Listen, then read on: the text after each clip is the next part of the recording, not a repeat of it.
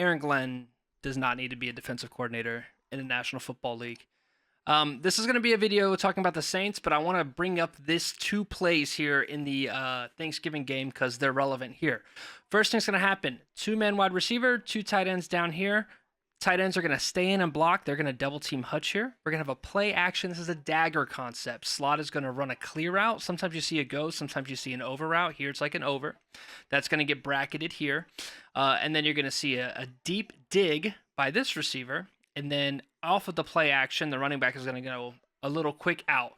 And I just want to watch, just watch the rep here. Okay, first thing to notice. Okay, this gets bracketed by 32 by the safeties. Okay, cool. All of these zone underneath defenders, they're doing nothing. 23 is being held down by the chance of a tight end leak. They get way too much depth. This dig is wide open since nobody gets enough depth, but they get just enough depth to let A.J. Dillon open. I mean, seriously, they ran 3 routes. 2 are wide open on our defense, and they get an easy play, okay? A little bit further into this game, let's look at this play. Again, same exact ordeal. 2 wide receivers to the left are on one side of the formation, a running back, and then 2 tight ends here split. This time, again, over Aiden Hutchinson. What happens? They stay in. Remember, dagger, the clear out, gets bracketed by these 2. Very happy to see. At least these linebackers kind of learned to watch out for the running back, but now look at how much space gets vacated right underneath. I mean, it's just a wide open completion, right? So these are 2 big plays, right? 2 first down throws. This was a 2nd and 5. The other one was a 1st and 10, where the Lions ran zone coverage and got absolutely toasted by this exact formation and exact concept, right? Both times they left 2 of the 3 routes wide open. Let's go to the very, very first play of our Saints game, right? We open up and score, and let's see what happens. Okay, we're under center. There's 2 tight ends down here over Aiden Hutchinson and 2 wide receivers to the top of the screen. The Lions are going to be in a cover 3. It rotates out of the snap, right? Eyes on the quarterback as the linebackers get depth. 23 again is being held down because he's scared of a tight end leak, or he forgot that his responsibility is this entire sideline. And out of the play action with, again, a clear out, crosser over for them, a dig underneath, and then the running back leak out of the play action. 55 must have learned. He stays all over 41. Here's the dig that he's looking for. Carr goes to check it. But he's got all day, and look at this. It just is so open. There's not a single player that has eyes on him. Nobody, I mean, Kirby doesn't even see and isn't even panicking. Now, why Derek Carr decided to roll out and try to throw underneath to this tight end, which gets picked, I don't know. But you ask yourself, oh, hey, the Lions came out and got a turnover. That can't be Aaron Glenn's defense. No. Aaron Glenn's defense, running zone on early downs, cannot stop leaving people wide open. In this same play, nobody learned. No, nothing learned. Okay? 1 week, you give the dig and the halfback, out open every single week, and then you change it to cover 3, and now this time, Jerry Jacobs is guarding nothing. You have 4 players, and there's not a single player near them. If Derek Carr would have just looked to his left a little bit more, they score on the first play of the game. Okay? Like, the very, very, very, very first play of the game. It's okay, so this is a play. I think this is the third drive. This is the note I wanted to make a little bit here of what I think we do a good job of. Okay, let me just back this up just a hair. Okay, we're in obvious man coverage, right? Just body on body across the board.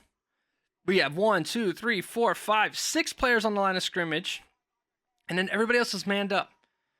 And we're just saying, hey, we're going to bring pressure. We're going to man up.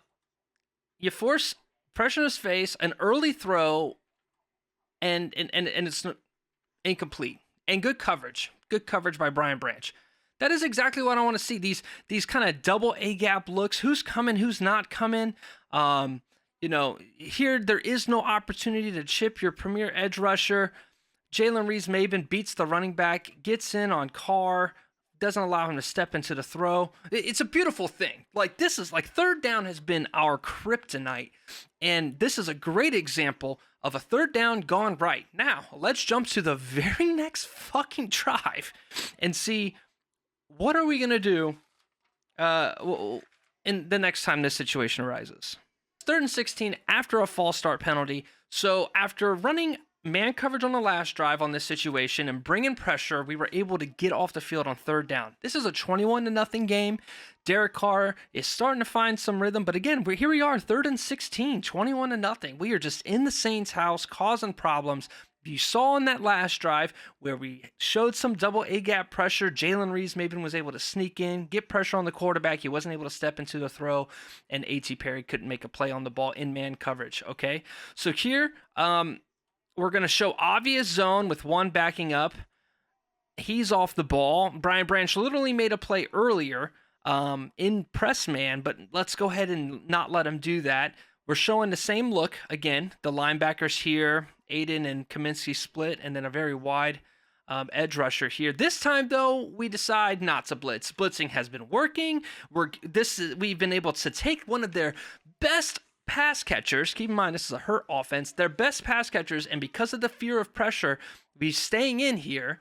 So we're only going to get 3 routes, and as a result, why not just no? We're not going to do the same. Aaron Glenn overthinks things. We're going to play some zone. Okay, the pressure, even though he gets home, is fine. Guarded. Why are we passing this off? In what world are we concerned about Derek Carr stepping up to where Sutton needs to do anything? I said Cortland, but it's Cameron.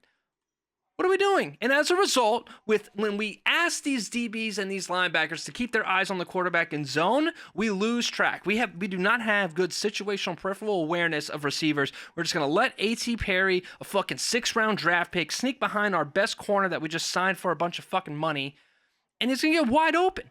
Look how far past the sticks he is. Aaron Glenn, my brother in Christ, run man and start blitzing the fucking quarterback. This is awful. It's awful. And this was the pass that really kind of sparked that comeback. Now they're across well deep in Lions territory. I mean, if you watch the game, first of all, Jalen Reeves-Maybin needs to be a starting linebacker on this defense. I don't give a fuck how you do it. Put 46 Jalen Reeves-Maybin in there until Anzalone returns. And honestly, it might be worth keeping him there. Run man coverage. Keep Bruce Irvin. Start blitzing on 3rd and long. This is not difficult. We just incessantly get beat in zone coverage. We are awful at zone coverage. I'm sorry for ranting. I'm pretty much done with the video at this point. There's a lot more little things, and I might release some more clips throughout the week, maybe a breakdown of 42. But I just wanted to show, like, people are coming into the game, copying plays from last week and leaving people wide open.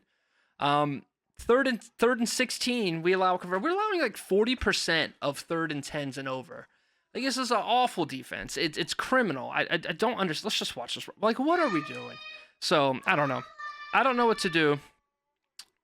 Well, I know what to do. Fire Aaron Glenn. I know what to do. Let's fire Aaron Glenn.